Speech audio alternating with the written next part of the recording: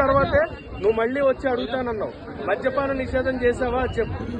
ఏది చేయకుండా మడవ తిప్పని నాయకుడు అని చెప్పి మడవ తిప్పని నిజంగానే, ఎందుకంటే ఎదుటి వాళ్ళని తొక్కుకుంటే వెళ్ళాలి కదా. తొక్కుకుని వెళ్లే రాజకీయం చేయగలిగిన ఒకే ఒక్క నాయకుడు జగన్మోహన్ రెడ్డి.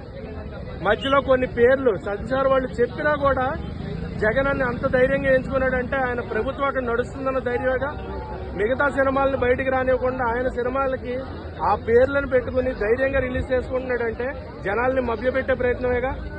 సో జనాలు మళ్లీ చెప్తున్నా సినిమాలు సినిమాలో ఏమో ఆయన నమ్మాలి మళ్ళీ గెలిపించాలన్నట్టు చూపిస్తున్నారు, బయట ఏమో వాళ్ళ ఫ్యామిలీ వాళ్ళే మా అన్నకి అసలు ఓటే అదే కదా. నెక్స్ట్ పాయింట్ అదేనా, తల్లి సొంత తల్లి చెల్లె వెన్నుపోటు పొడిచాడు మమ్మల్ని, మా వెన్నుపోటు కొడుకు మా వెన్నుపోటు అన్న, అలాంటి వాడిని నమ్మొద్దురా బాబు. నిన్న కూడా రీసెంట్ గా ఇంకొక సిస్టర్ ఆవిడ కూడా వచ్చి, అలాగే వివేకానంద రెడ్డి గారు మనందరికీ తెలుసు, ఆయన మరణం ఎలాంటిది అనేది కూడా మనందరికీ తెలుసు.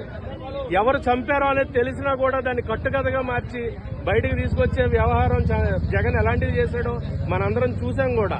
సో ఆయన కుట్ర రాజకీయాలు చేయడంలో జగన్ ను మించిన వాళ్ళు ఎవరూ లేరు.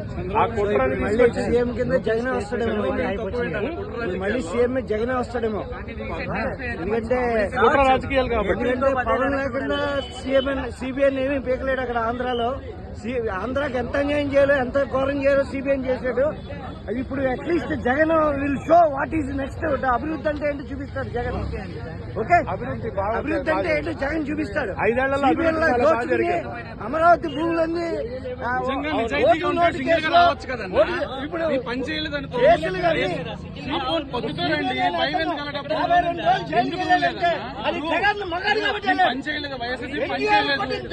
జగన్